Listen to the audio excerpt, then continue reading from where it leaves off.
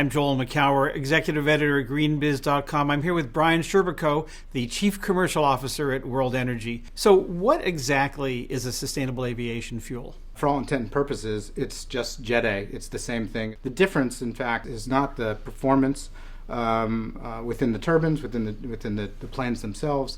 It's the sustainable nature of the fuel. And that's two-part.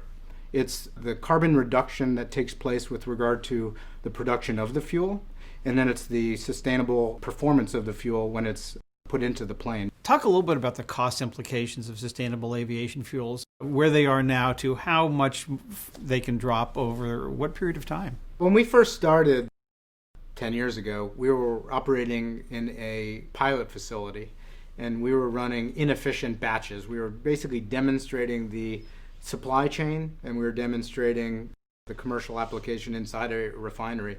And so it was done, again, small scale, batch processing. The cost was $50, $60 a gallon because of the inefficiencies. We then moved that from a batch process into a continuous process. We started increasing the quantities that we were making and the regularity, and we started driving down the price. We believe we'll be at cost parity within less than 10 years. So what would it take for World Energy to scale much more rapidly than it currently is? It's really about getting the investors that we have on the sidelines comfortable with deploying capital. We need the policy that's going to support the investment. Dollars are there. We get the regional low carbon policies, and we have the ability to be economically efficient. The money will flow, and we'll be able to expand our production. I would say the leading policy today globally with regard to creating the demand signal and the confidence in renewable fuels is going to be in the state of California. They have a low carbon policy. It's part of a cap and trade and low carbon policy that was initiated several years ago by then Governor Arnold Schwarzenegger. That policy and that price on carbon allows us to generate additional revenue that, as a result, allows us to pass that on to our customers, in other words, reducing the cost. The world seems to be tipping towards California at the moment. We're hoping that that policy gets recognized and replicated globally. The concerns about aviation and environmental sustainability have seemed to be growing over the past number of months. How has the conversation changed over the past year or so around sustainable aviation fuels? I would say that one of the most important changes that we've seen is really within the stakeholders of corporations, whether it's the investors or the customers who are really demanding low carbon solutions. And so this is getting all the way up into the boardrooms, and the boardrooms are then telling their executive teams and the operational teams that they really need to do things differently. Within the boardrooms, they're actually incentivizing their executive teams these days in certain instances, tying their compensation directly to low carbon successes. Well, what it's being driven by are the greenhouse gas emission reduction goals, often science-based targets that they're now striving to meet by the next 5 to 10 years or sometimes longer. They're looking for opportunities to do that, and they see aviation as one of the untapped areas. Showing that these products are available, the low carbon solutions are available, that they're being deployed. I think these opportunities are awakening certain sustainability officers' awareness and allowing them then to support and ask for these solutions on a more wide-scale basis.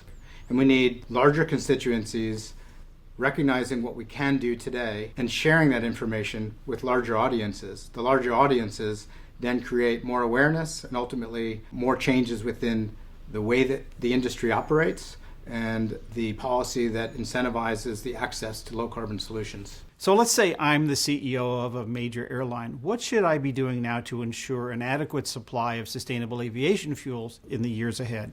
Historically, what CEOs and aviation companies have done is send demand signals through willingness to enter into offtake contracts with potential producers. The issue is the price sensitivity within those contracts is such that they're saying, if you can produce it at a price that's comparable to my current opportunity, then we'll buy as much as you can produce. The issue is that's not sufficient today to deploy more production. There's still an incremental expense that needs to be overcome. So I would think that the efficient demand from a commercial aviation executive today is going to be to work through policy. Whether it's traditional refining or renewable refining, we have options with regard to what products we're going to make at our refinery. It can be ground transportation fuels and it can be aviation fuels.